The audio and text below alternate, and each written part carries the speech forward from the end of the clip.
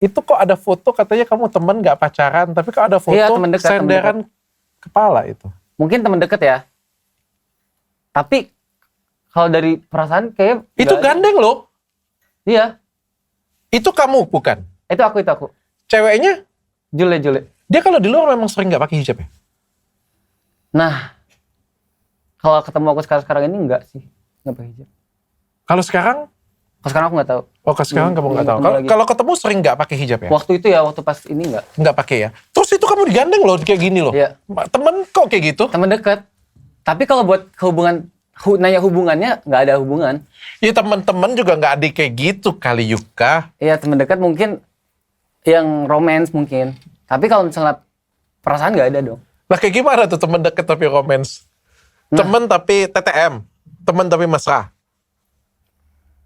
Iya mungkin. Oke. Temen tapi ciuman. Oh enggak. Waduh. Temen tapi tidur bareng. Oh enggak. Karena kita ketemunya di luar dok biasanya. Tapi dia kalau misalnya dengan cowok-cowok lain juga sering rangkul-rangkul kayak gitu juga.